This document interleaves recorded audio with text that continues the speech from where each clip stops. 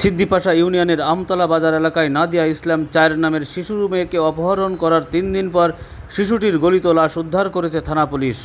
নাদিয়ার মা আরিফা বেগম বলেন, পারিবারিক কলহের জেরে আমার ননদের দেবর তার সহযোগীদের নিয়ে আমার মেয়েকে অপহরণ করেছে। শনিবার বিকাল আনুমানিক ৫টার দিকে আমতলা পুলিশ ক্যাম্পের পার্শ্ববর্তী একটি ডোবায় অপহরণ হওয়া শিশুর লাশ দেখতে পান স্থানীয়রা।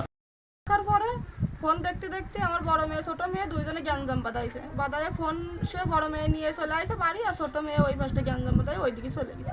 আমার একজন বলতেছে তোমার মেয়ে ওইদিকে যাচ্ছে, তুমি গেলে না? আমি কাছে আমার মেয়ে গিয়েছে ফিরে আসবে না, আমার মেয়ে ওরকম যায়। তারপর আবার যায় বলছে, আমার কাছে গেছে ফিরে আসবে না। আমার মেয়েরা বলছে দেখতে বুন্ডি কনে গেছে, আমার কাছে গেছে, কাছে বুন্ডিটা পাচ্ছে না, আমার কাছে বুন্ডি চলে আসবে না, দেওয়া খুঁজে।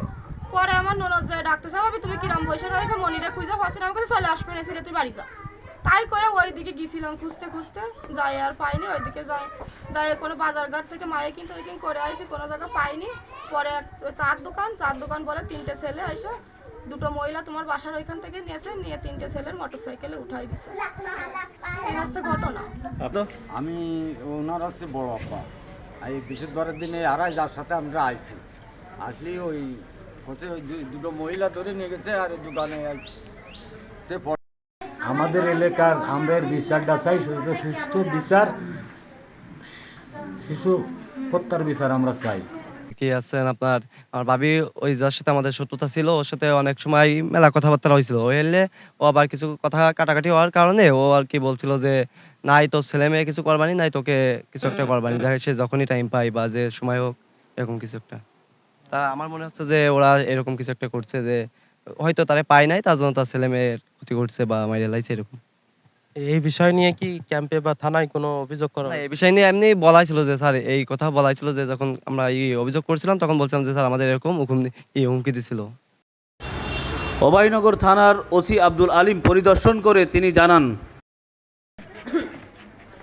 সিদ্দিপাশা বাজারের পূর্ব পাশে একটি গর্তে ভাসমান অবস্থায় ভিকটিম নাদিয়া বয়স 4 এর একটি ভাসমান মৃতদেহ পেয়েছি। আমরা মৃতদেহ উদ্ধার করেছি। মৃতদেহের শ্রোতাল প্রস্তুত করে মৃত্যুর কারণ উদ্ঘাটনের জন্য মর্গে পাঠানোর কার্যক্রম চলমান রয়েছে। প্রকৃত ঘটনা কি এটা আমরা মৃত্যুর রিপোর্টের পরে এবং পরবর্তী তদন্তে সাপেক্ষে প্রকৃত রহস্য সম্পর্কে আমরা বলতে পারব। নাউলি এলাকায় কিছুদিন আগে প্রবাসীর লাশ উদ্ধার করে থানা পুলিশ। এর কিছুদিন যেতে না যেতেই নাদিয়ার লাশ উদ্ধার হলো। বিষয়টি এলাকাবাসীরা উদ্বেগ প্রকাশ করেন।